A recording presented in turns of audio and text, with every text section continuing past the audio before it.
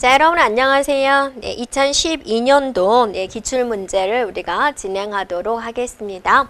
먼저 1번 문제 한번 살펴볼까요? 네, 1번 문제 보면 컴퓨터 용어에 대한 설명으로 옳지 않은 것은 그랬습니다.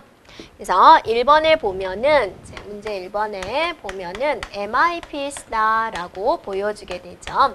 밀리언 인스트럭션 퍼 세컨드다 라고 해서 1초에 몇 백만 개의 명령어를 처리한다 라는 뜻으로서 컴퓨터의 연산 속도를 나타내는 단위가 됩니다.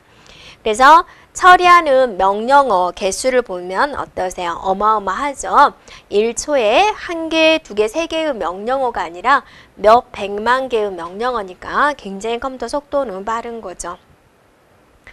다음에 SRAM은 전원이 꺼져도 저장된 자료를 계속 보존할 수 있다 그랬어요.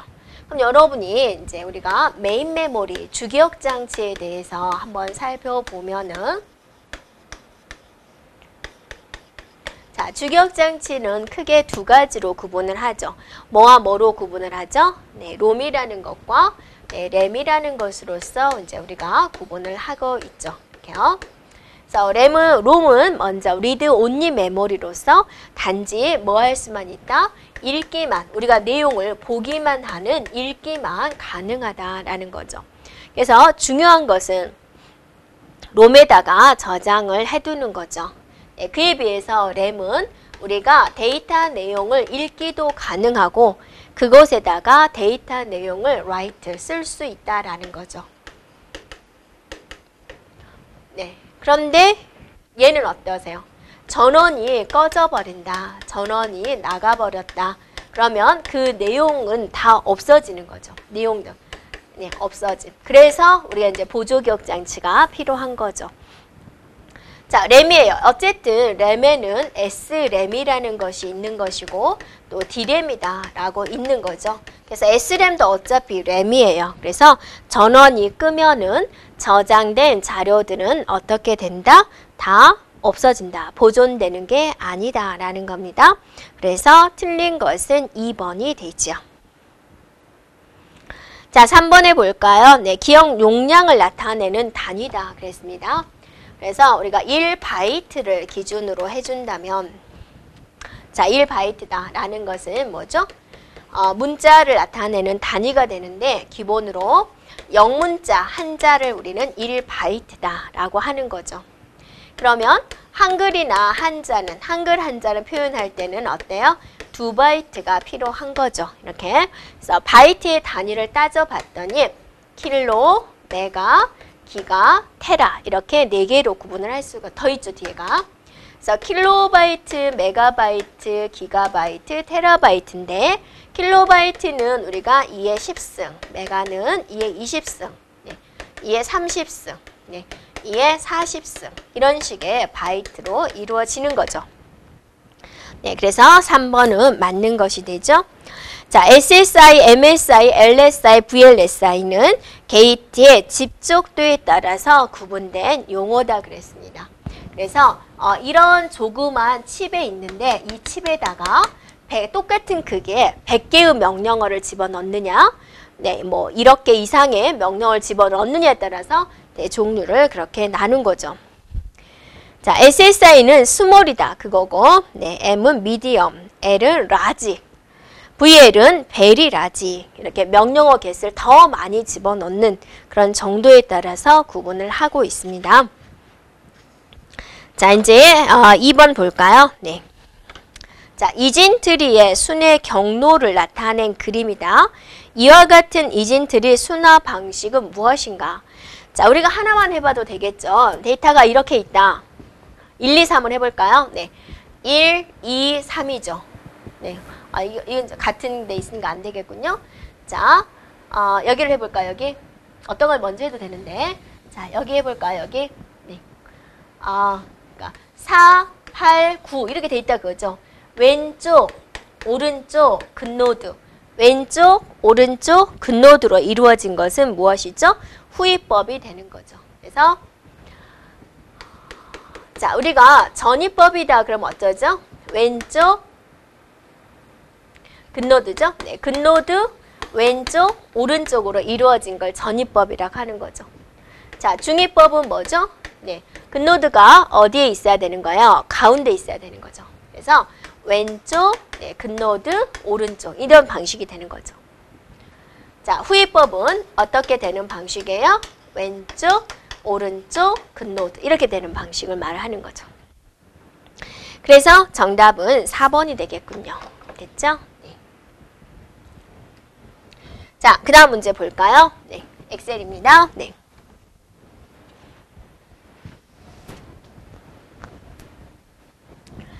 자, 이런 데이터가 있는데 여기서 시트 2의 시금치 가격을 VLOOKUP 함수를 이용을 해서 시트 1에서 가지고 오고자 한다 그거죠. 네. 그러면 일단 VLOOKUP의 형식을 한번 알아볼까요? 네. 네, 역시나 함수하면 엑셀 하면 함수죠. 그래서 함수가 어려운 이유는 뭐죠? 함수마다 형식이 다 다르기 때문에 이제 많이 해보지 않으면 이게 좀 어려운 부분이 되는데요. VLOOKUP의 형식은 첫 번째 뭐가 되냐면 뭘 찾을 거냐.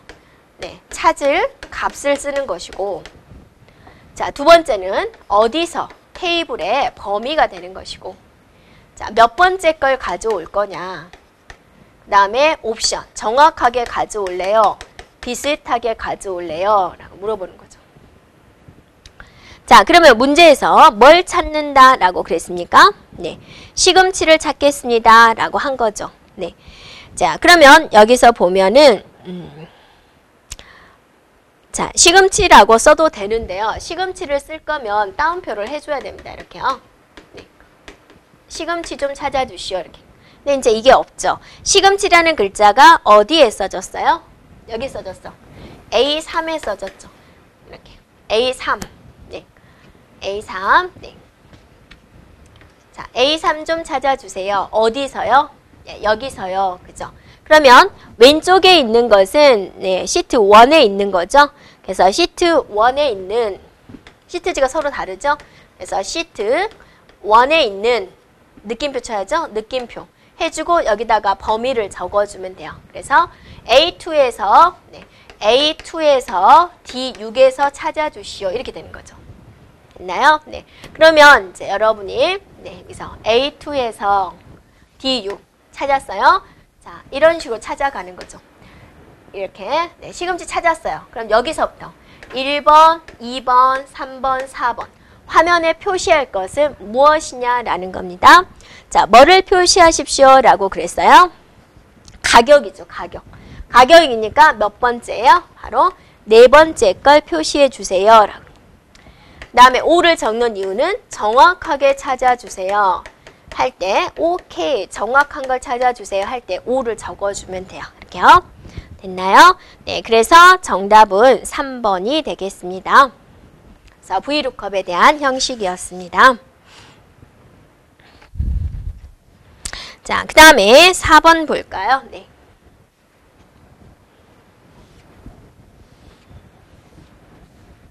자, 4번에서는 지금 뭘 물어보고 있냐면 모듈화를 중심으로 한 소프트웨어 설계 방법입니다. 그러니까 우리가 프로그램을 통째로 개발하지 않고 그걸 이제 쪼개가지고 기능별로 쪼개가지고 만드는데 그 쪼개는 단위를 우리 모듈이라고 한다 그거죠. 네. 그래서 여러분이 엑셀 같은 데도 한번 보면은 그룹별로 명령어들이 되어 있죠. 그래서 글자에 관련된 명령어들이 모아 있고 또 그림에 관련된 명령어들이 이렇게 모여 있죠. 이런 걸 이제 그룹 모듈이다라고 생각해 주면 돼요. 그래서 글자에 관련된 거, 글자 크기를 바꾼다든지, 글꼴을 바꾼다든지, 뭐 색상을 바꾼다든지 이런 것들을 우리는 모듈이다라고 보면 되는데 모듈과 모듈 사이에는 서로 독립되어야 된다. 네. 독립이 이루어져야 되는데 이 프로그램이 얼마만큼 독립이 이루어졌느냐 판단하는 기준이 응집도하고 이제 결합도가 있다라는 거죠. 응집도, 결합도. 그래서 응집도는 모듈 내부에, 네, 모듈 내부에서 일어나는 것들이고, 결합도는 모듈과 모듈 사이에 있는 모듈 외부에 있는 것들의 관계성이에요. 그러니까 모듈 안에서의 명령어들은 비슷한 명령어들로 이루어져야 되는 거죠. 그래서 얘는 높아야지 좋은 거고, 결합도는 이 모듈과 이 모듈 사이의 관계성이에요. 관계는 없어야 되겠죠? 그래서 낮아야지 좋은 것이다 라는 겁니다. 네, 그러면 거기에 보기를 한번 읽어볼까요? 네, 결합도와 응집도는 모듈의 독립성을 판단하는 기준입니다. 결합도란 모듈, 결합도래죠? 모듈과 모듈 사이의 관련성을 의미한다. 응집도는 모듈 내부의 관련성을 의미한다. 좋은 설계를 위해서는 결합도는 작아야 되고 응집도는 큰 방향으로 설계가 되어야 된다. 그래서 맞는 것은 1번이 되겠습니다. 됐죠? 네. 그 다음에 문제 5번 들어갑니다. 자, 문제 5번에서는 다음 중 데이터 값의 대소를 비교하기 위해서 정렬하는 문제 중 가장 빠른 알고리즘의 시간 복잡도는 그랬어요. 우리가 정렬해서 시간 복잡도를 볼 때 두 가지가 있죠. 정렬에는 n제곱과 n 로그 2의 n이다. 이 두 개가 있습니다. 네, 그래서 1번, 2번은 답이 안 되는 것이고 3번, 4번 중에서 골라줘야 되는데요. 가장 빠른 것은 무엇이냐라고 물어봤죠. 네, 정렬이라는 개념이 나왔습니다. 그래서 n에다가 임의의 숫자를 대입을 해줘야 되는데 기본적으로 n에다가 8을 한번 대입을 해보자. 물론 16을 대입해도 되고 이게 있기 때문에 2의 배수가 들어간 것들을 대입해서 해주면 되는데 숫자가 크면은 계산하기가 힘들죠.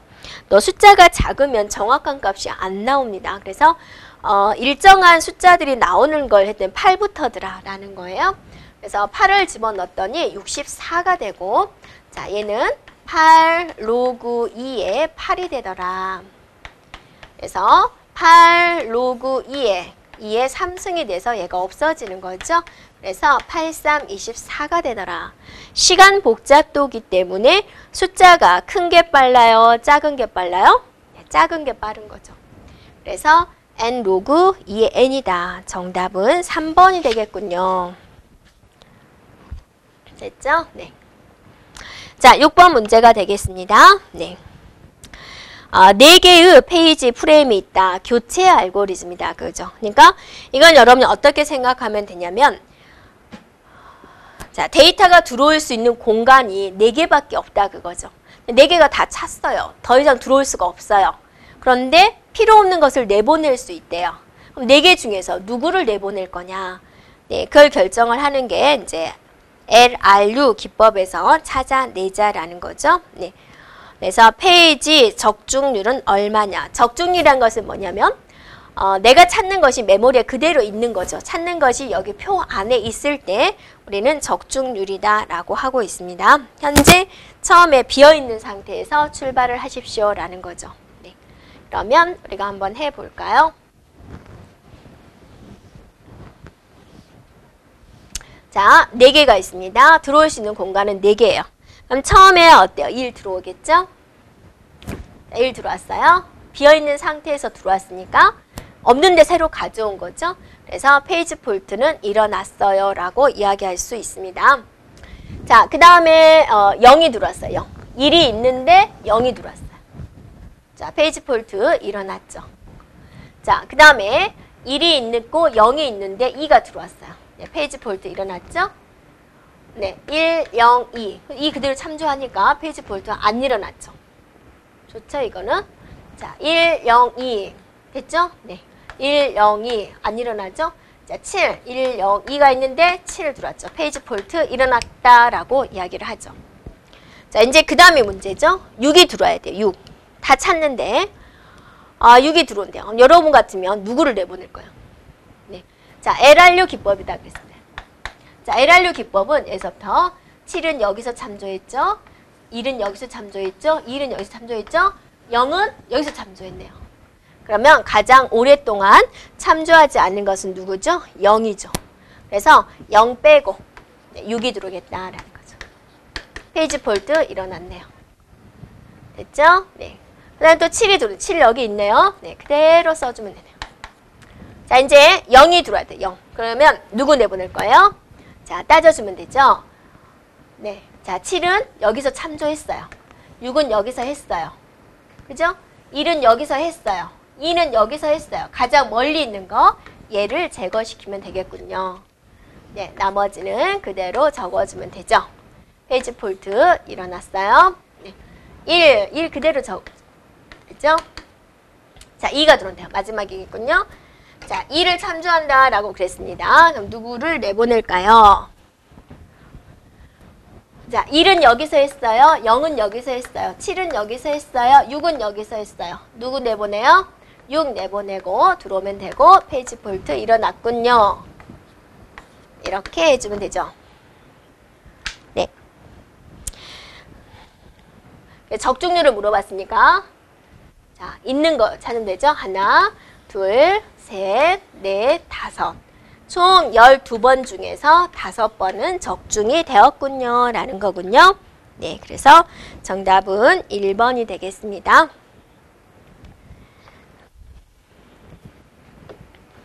다음에 자 7번 문제 볼까요?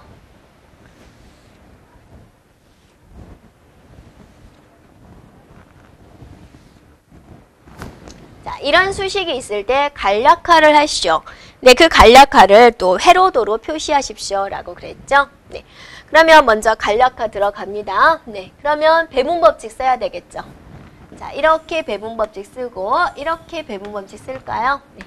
그러면 AA 더하기 AB의 바가 되겠군요. 자, 여기까지 됐어요. 그 다음에, 자, 이렇게 배분법칙. 이렇게 배분법칙 쓰면 되죠. 그래서 BA, BB 이렇게 해주면 되겠군요. 자, 됐죠? 네. 자, 여기다가 A의 바, O와 B가 있군요. 먼저 계산할 수 있으니까 한번 계산해 볼까요? 자, 일단은 얘가 어떻게 풀리죠? 네, 생각나나요? 자, B, O와 B의 바는 B가 0이면 얘는 1이고 얘가 1이면 얘가 0이군요. 5하니까 항상 뭐가 된다? 0이 되군요. 그래서 얘가 없어져 버리네요. 그래서 여기를 또 다시 한번 쓰면 AA는 어때? A죠. 그래서 A, B의 바, O와 B, A만 남는군요. 자, 여기서 공통인수 A가 있어요. 그럼 얘는 어떻게 처리할 거냐? 얘를 여러분이 어떻게 바꿔버려요? A1로 바꿔버려라 라는 거죠. 네, 이건 제가 앞뒤 바꿔서 썼습니다. 네. 자, A, 5와 1은 얼마냐? A가 나올 수 있는 값은 0 아니면 1이죠. 네. 0과 1의 AND는 0이고 1과 1의 AND는 뭐죠? 1이죠. 항상 A가 되니까 얘를 이렇게 바꿀 수 있겠군요. 그래서 공통인수 A가 있으니까 1, 5와 B의 바, 5와 B 이렇게 묶어지겠군요. 이것이 무엇이냐라는 거죠. 자, 1, 5와 A다. A가 가질 수 있는 값은 0 아니면 1이죠.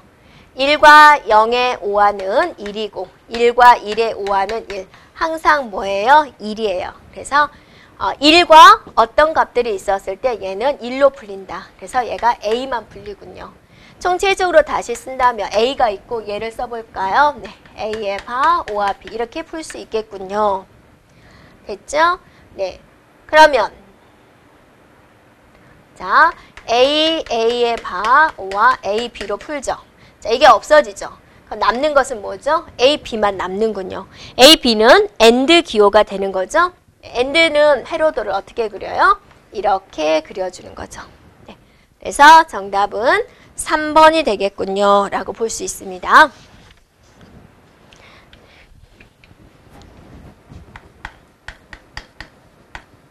자, 문제 8번 볼까요? 네. 다음 보기에 대한 설명은 맞는 네트워크 장비는 그랬습니다. 자, OSI 계층 모델 중에서 네트워크 계층에서 동작한다 그랬습니다. 자, 송신 측과 수신 측 간에 가장 빠르고 신뢰성 있는 경로. 자, 여기서 핵심은 어디에 있어요? 그죠? 신뢰성 있는 경로 선택. 네, 그래서 네, 경로 선택해주는 장비가 뭐죠? 또 그 다음 줄에 보면 최적의 경로 설정을 위한 것이다. 무엇인가요? 바로 라우터가 되죠. 네, 정답은 4번이 되겠습니다.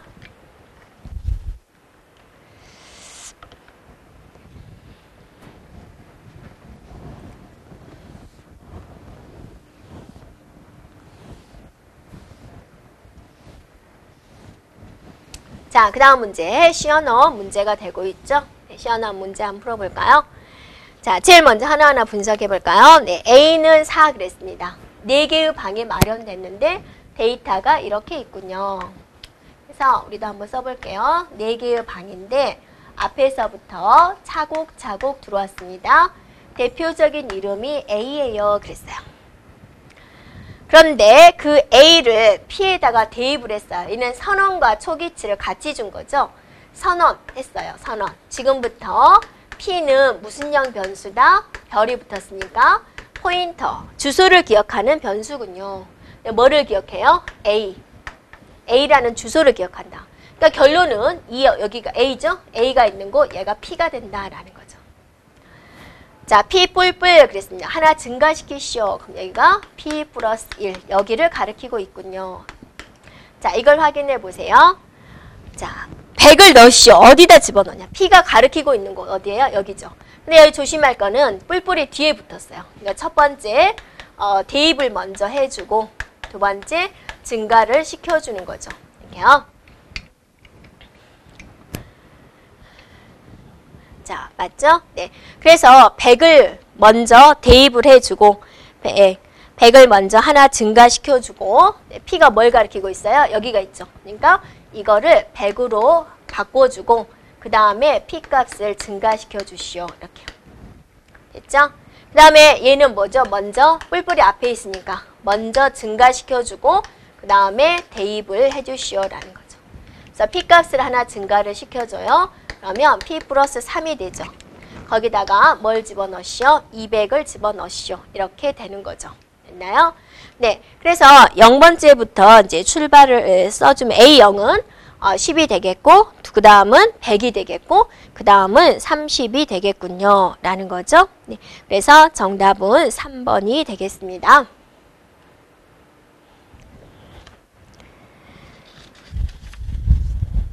자, 이제 10번 문제 가겠습니다. 문제 10번입니다. 인터럽트 처리를 위한 보기 작업이 올바로 나열된 것은 그랬습니다.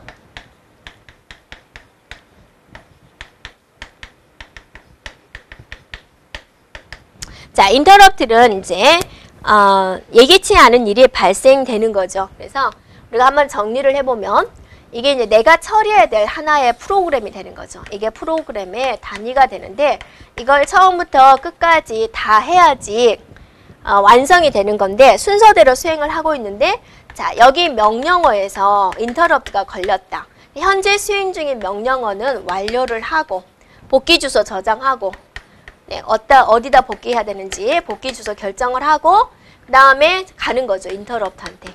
그래서 누가 인터럽트 걸었나요? 라고 장치도 확인을 하고 그 다음에 이제 이렇게 복귀하는 거죠. 그래서 프로그램 마저 수행을 한다. 이런 순서대로 이루어져 있는 거죠. 예. 그래서 거기 나와 있는 것 중에서 살펴본다면 기억, 니은, 디귿, 리을 중에서 가장 먼저 수행되는 건 뭐예요? 그죠? 현재 수행 중인 명령은 완료하는 거죠.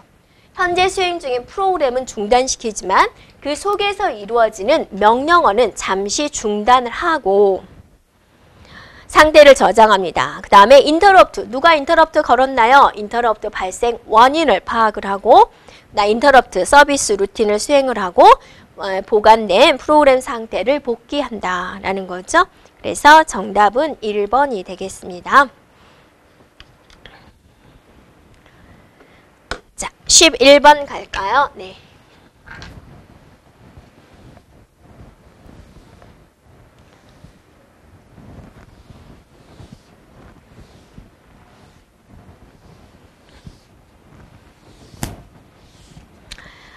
지금 뭐를 물어봤냐면 CPM에 대해서 물어봤죠. 자, 작업 시에 가장 빠른 착수일, 가장 늦은 착수일, 여유 기간을 순서대로 나열하십시오. 그랬어요. 이게 이제 이거는 뭐냐면 자, 내가 어떤 작업을 의뢰를 받았을 때 며칠 만에 끝내줄 수 있어요 라고 말을 해줘야 되겠죠. 자, 그럴 때 며칠 만에 끝내줄 수 있어요 라고 말을 할 때 이걸로 구하자라는 거죠. 임계경로 값이 나오게 되는 거죠. 그림으로 한번 우리가 그려볼까요? 네. 자, A, B는 선행 작업이 없어요. 선행 작업이 없다. 이 말은 뭐죠? 출발이다 라는 거죠. 그래서 A와 B가 출발을 합니다. A는 15일이 걸리고요. B는 10일이 걸린답니다.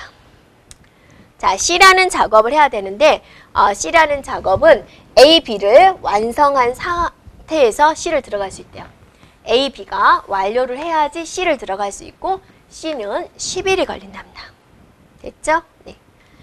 그 다음에 D라는 작업을 해야 되는데 D는 B가 끝난 다음에만 들어갈 수 있대요. 그래서 B가 끝난 다음에 D를 할 수 있다. 얘는 25일이 걸린대요. 그 다음에 E라는 작업이 들어가야 되는데 E는 C가 끝난 다음에 할 수가 있대요. 네. 이렇게요. 네. 그럼 다 됐네요. 얘는 15일이 걸린대요. 네. 그래서 이렇게 하면 작업이 끝나게 되겠군요. 자, 얘는 출발이 되겠죠? 시작이 되겠군요. 그러면 자, 총 며칠 만에 끝날 수 있을까? 한번 우리 계산해 볼까요? 자, 일단은 C는 며칠 만에 갈 수 있어요? 네. 이렇게 갈 수가 있는 거죠. B가 아무리 10일 만에 끝내줘도요. C는 15일 만에 들어갈 수 있죠. 이렇게 생각해 보세요. 짜장면을 먹어야 되는데 얘가 젓가락 한 자, 젓가락 한 자. 얘가 15일 만에 젓가락 넘겨줬고 얘가 10일 만에 넘겨줬어요. 10일 만에 젓가락 한쪽에 들어왔어도 나는 먹을 수 없죠. 두 짝 다 와야 되죠. 기다려야죠. 그래서 얘가 들어오면 젓가락 두 짝이 모였어요. 그때 먹을 수 있어요. 라는 겁니다. 그래서 A, C, E를 하면은 며칠이에요? 40일이 걸리죠. 그 다음에 여기 작업을 볼게요. B, D. 얘면 35일이 걸리죠. 그러면 의뢰를 한 사람한테는 내가 이 프로그램은 며칠 만에 끝낼 수 있어요 라고 말을 해줘야 되는 거예요. 40일 만에 끝낼 수 있어요 라고 말을 해줘야 되는 거죠. 그러면 여기 있는 C를 생각해 볼게요. C는 며칠 만에 일을 착수할 수 있다고요? 네, 15일 만에 착수할 수 있어요. 여유 기간은요? 없어요. C는 없습니다. 근데 D는 여유 기간이 있죠. 얘가 총 40일 만에 완성을 한다라고 이제 의뢰인한테 말을 했어요. 40일 만에 완성할 수 있어요. 그러면 B에서 10일 만에 내가 건네받았어요. 그죠? 네. 그럼 얘 40일이니까 얘한테는 이렇게 하면 이제 자기가 35가 되는 거죠. 5일의 여유 기간이 있다라는 거죠. D는 여유 기간이 있죠. 근데 C는 어떠세요? 자, 이거 15일 만에 받았어요. 자기가 10일 써야 되겠고 얘도 15일 써야 되는 거죠. 그러니까 여유 기간이 없는 거예요. 근데 이게 조금 헷갈린다. 그럼 여러분이 여기를 중심으로 좌측과 우측을 한번 계산을 해보세요. 40일부터. 네. 네. 그죠? 총 40일이 나오는데 얘를 중심으로 얘는 15가 되는 거죠. 총 15. 그럼 얘는 40에서 15를 빼고 또 10을 빼보세요. 그럼 얼마가 돼요? 15가 되는 거죠. 네, 이쪽은 더해가고 이쪽은 빼고 양쪽이 똑같죠. 그럼 얘는 여유 기간이 없는 거예요. 자, D를 볼까요? 네, 40에서 25를 빼면 얼마예요? 15가 되죠. 얘는 얼마 만에 넘어와요? 10일 만에 넘어와요. 그러니까 5일의 여유 기간이 있군요 라고 볼 수가 있습니다. 네. 네, 문제에서는 C에 대해서 물어봤기 때문에요. 여유 기간은 없군요. 그래서 1번이 되겠습니다. 자, 12번 들어갈까요? 네. 자, 스택 구조입니다. 스택 구조를 이용해서 영주소 명령어 프로그램입니다. 스택을 이용한 명령어 방식이 영주소가 되는 거죠. 이 프로그램을 수행하는 계산으로서 옳은 것은 그랬습니다. 네. 그럼 저거를 빠르게 계산을 하는 방법은 그죠? 네. 자, 데이터 연산자를 찾으면 되는 방식이 되는 거죠. 네. 그래서 제일 먼저 뭐가 들어오냐면 C가 들어오고 A가 들어오고 그 다음에 B가 들어오고 add가 들어오게 되는 거죠. 푸시 C니까 한번 해볼까요? 네. 자, 푸시 C. 푸시라는 것은 집어넣으시오. 팝이라는 것은 꺼내시오 라는 뜻이죠. 자, C가 들어왔어요. 네. 그 다음에 A가 들어왔어요. 그 다음에 B가 들어왔어요. 더해래요. 연산하래요. 연산하려면 어떠세요? 데이터가 두 개가 있어야죠. 그래서 이거 두 개를 꺼내서 더하기 연산을 하게 됩니다. 네. 그래서 다시 집어넣어요. A 더하기 B가 됐어요. 그 다음에 곱하시오 그랬습니다. 곱하기 하시오. 그럼 두 개를 꺼내죠. 꺼내가지고 곱하기 한 결과를 집어넣는 거죠. 그래서 A 더하기 B한 곱과 C를 곱하게 되는 거죠. 이렇게요. 네, 그래서 2번이 되겠습니다. 됐죠? 네. 자, 13번 문제 볼까요? 네.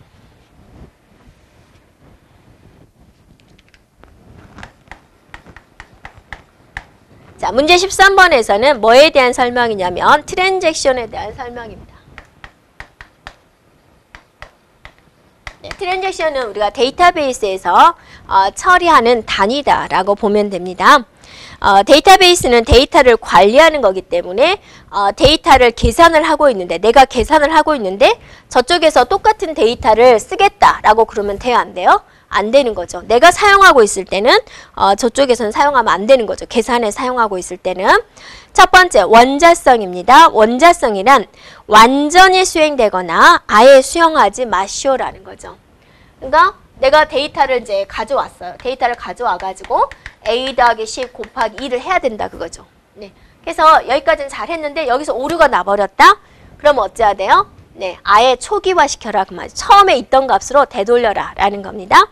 그게 원자성이 되는 거죠. 일관성입니다. 완전히 실행한 다음에는 네, 그 상태를 유지를 하겠다. 자, 고립성입니다. 네, 동시에 실행 중인 다른 트랜지션의 간섭을 받아서는 안 된다. 내가 실행 중일 때는 다른 데서는 부르지 마라 라는 거죠. 종속성이다 그랬습니다. 트랜잭션이라는 것은 어디서 쓰는 거라 그랬어요? 데이터베이스에서 쓰는 거다, 그죠? 데이터베이스에서 종속성은 어때요? 좋아요, 안 좋아요? 안 좋죠. 종속이 안 되는 거죠. 독립성이 이루어져야 되죠. 그래서 트랜잭션의 특징 ACID가 있는데 끝에 D자는 바로 영속성, 듀레이션. 성공적으로 완료가 되면 그 결과는 영속적으로 유지가 돼야 된다라는 겁니다. 그 2번에 있는 일관성이다라는 것은 이런 개념이 되죠. 막 계산에 참여를 했는데 국어 점수가 100점이 넘어버렸어요. 그건 일관성이 안 맞다라는 거죠. 네, 그런 의미가 되겠습니다. 그래서 13번의 답은 4번이 되겠군요. 자, 14번 문제입니다. 네, 보기에 다양한 진법으로 표현한 숫자들을 큰 숫자로 나열하시오 그랬어요. 딱 봤더니 어떠세요? 16진수도 있죠? 10진수도 있죠? 2진수도 있죠? 8진수도 있죠? 그럼 여러분 같으면 몇 진수로 바꿔서 계산할 거예요? 몇 진수로?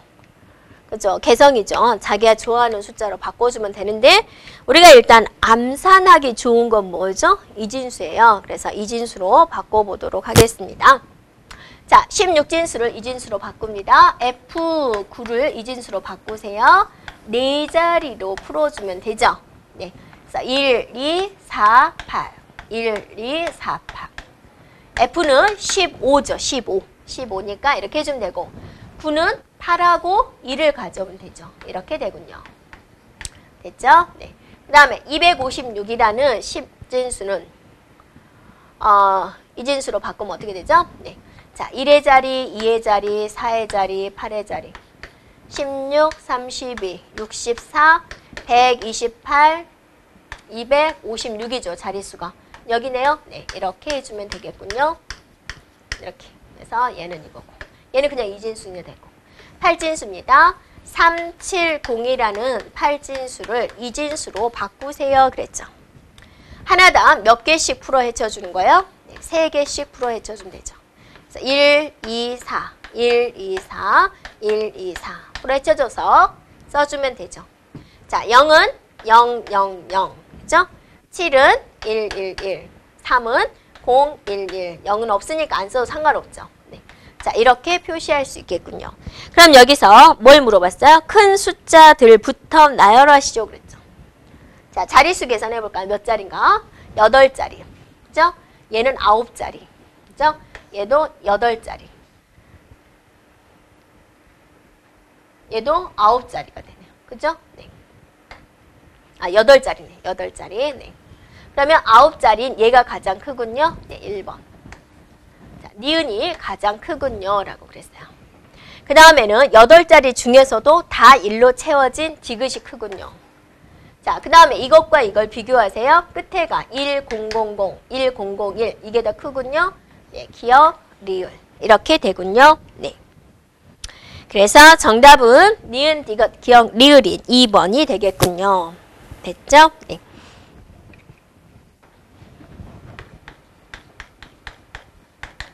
자, 문제 15번입니다. 공개키 암호화 방식에 대한 설명으로 옳지 않은 것은 그랬습니다.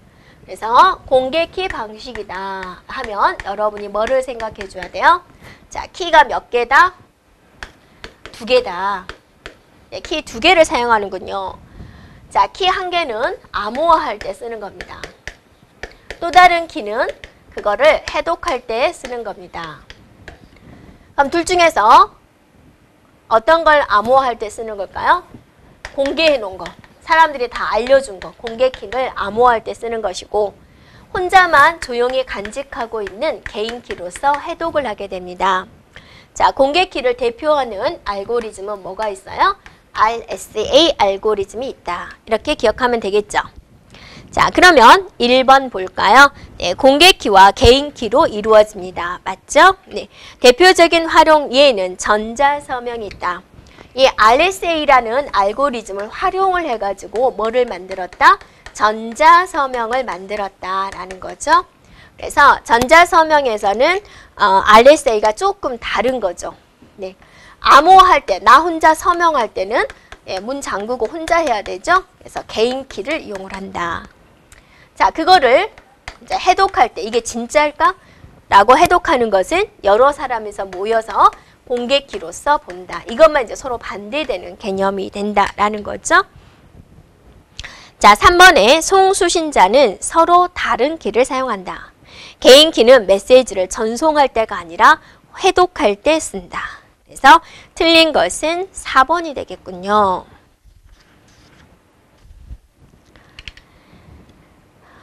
자, 16번 가겠습니다. 네. 주기억장치와 캐시 기억장치만으로 구성된 시스템에서 자, 보기와 같이 기억장치 접근 시간이 주어질 때 캐시 적중률은 무엇이냐 그랬습니다. 적중률.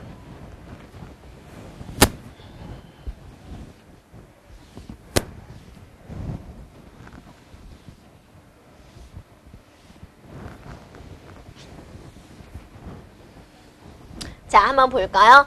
자, 이거는 우리가 어디서 나온 거예요? 네. 자, 여기가 CPU예요. 네, CPU가 있으면 여기에 뭐가 있어요? 네, 메인 메모리, 주기억 장치가 있죠. 네. 그런데 중간에 누가 있는 거예요? 캐시가 있는 거예요. 네. 그래서 이 캐시라는 조그만 방에다가 CPU가 자주 사용할 것들을 메모리가 갖다 놓는 거죠. 뭘 사용할지는 모르잖아요. 누가 장담을 못하는 거죠. 그래도 이제 나름대로 통계 분석을 해가지고 많이 사용할 데이터를 캐시에다 넣어놓는 거죠. 그럼 CPU 입장에서는 캐시가 훨씬 빠르니까 데이터를 찾을 때 캐시한테 가요. 데이터가 있네? 그러면 좋아서 가지고 와서 쓰면 돼요. 그런데 CPU가 데이터를 가지러 왔는데 없네. 그럼 실망하면서 돌아가서 다시 메모리한테 가가지고 데이터를 가져오는 거죠. 네. 자, 이런 방식으로 하는 거죠. 그러니까 캐시도 메모리고 주기억장치도 메모리니까 평균적으로 CPU는 얘네들한테 어느 정도로 가냐. 그게 바로 그게 바로 이제 주기억장치 접근 시간이 되는 거죠. 평균 기억장치 접근 시간이 되는 거죠. 네. 그래서 평균 기억장치 접근 시간은 캐시에서 갔다 온 시간, 네. 캐시한테 갔다 온 시간하고 자, 주기억장치한테 갔다 온 시간하고 이렇게 더해주면 되는 거죠. 그러면 이게 총 평균 기억장치의 접근 시간이 되는 거죠. 네. 자, 그럼 이걸 계산을 해보자고요. 자, 캐시한테 갔다 온 시간, 캐시 기억장치의 접근 시간이 얼마예요? 1이다라는 거죠. 1. 주기억장치에 갔다 온 시간이 얼마예요? 10이에요. 단위가 똑같으니까 지금 뺐습니다. 그럼 평균 기억장치 갔다 온 시간은 뭐죠? 1.9예요. 이렇게. 그러면 캐시한테 1만큼의 시간이 걸리는데 캐시한테 갔다 온 시간 1만큼이 걸렸는데 몇 퍼센트 정도 되느냐 이걸 따지자 그죠. 네. 그럼 얘가 만약에 0.9다 나오면 주기억은 얼마가 되는 거예요? 0.1이 되는 거죠. 그래서 얘를 내가 x로 잡을게요. 그럼 얘는 1-x가 되겠다라는 거죠. 네. 되었나요? 그래서 총 접근 시간이 되겠군요. 이거를 계산을 하라. 그래서 여기서 이제 x 값을 계산을 해주면 되겠군요. 네. 자, x 더하기 배분 법칙 씁니다. 10-x는 1.9다. 10-10x죠? 네. 자, 마이너스 9x는 자, 넘어갑니다. 마이너스 8.1이 되나요? x는 0.9981, 0.9가 되겠군요. 0.9니까 퍼센트로 표시하니까 90%군요. 라고 볼 수가 있죠.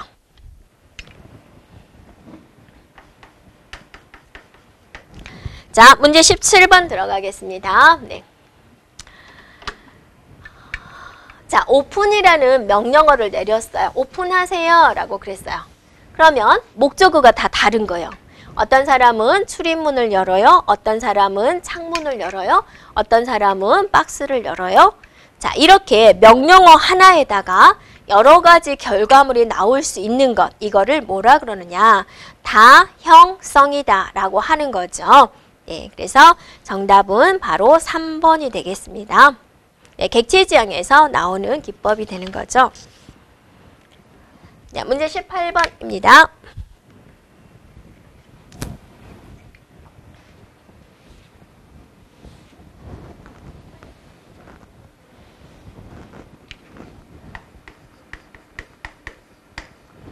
자, 문제 18번에서는 뭘 보여주냐면 보기의 연산을 이해보수를 이용한 연산으로 변환하시오. 그러니까 6 빼기 13을 하는데 이거를 이해보수로 바꿔라. 즉 6 더하기 빼기 13인데 이거를 네, 이해보수로 바꿔주세요 라는 뜻이죠. 되었나요? 이해보수로 바꾸려면 우리가 먼저 양수값을 알아내야 되겠죠. 8비트로 할까요? 네. 자, 13을 이진수로 네, 변환을 해볼까요? 자, 1248이니까 11011 되겠죠. 네. 그래서 이거를 1의 보수로 바꿔볼까요? 1의 보수는 여기 이제 마이너스 13을 구하기 위해서 1의 보수를 구하는 거죠. 반전이죠? 네. 이렇게 해주면 되죠. 자, 2의 보수는 1의 보수에다가 더하기 1을 하는 거죠. 네, 더하기 1. 이렇게요. 그러면 최종적인 결과가 어떻게 되나요? 1111, 0011 이렇게 되군요. 네. 그래서 정답은 1번이 되겠네요. 네.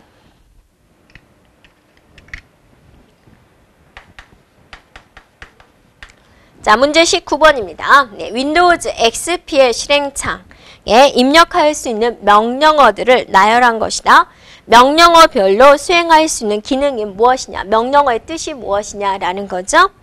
자, DIAG는 컴퓨터 사양을 확인하는 거, MS config는 시작 프로그램 편집하는 거, REG, EDIT, 레지스트리, 에디트, 편집기다 라는 거고, MSTSC가 원격 데스크탑 실행하는 것이다. 그래서 정답은 1번이 되겠습니다. 자, 20번 문제입니다.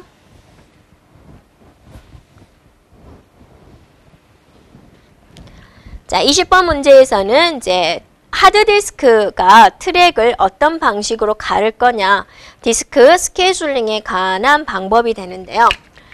거기서 보면 일단은 FC, FS는 그냥 들어온 순서대로죠. 그러니까 지금 순서대로 가지고 있지 않죠. 순서대로 하려면 99에서 182 그런 식으로 가져야 되니까 아니고, 그 다음에 세 번째 SSTF는 짧은 순서대로, 짧은 거리.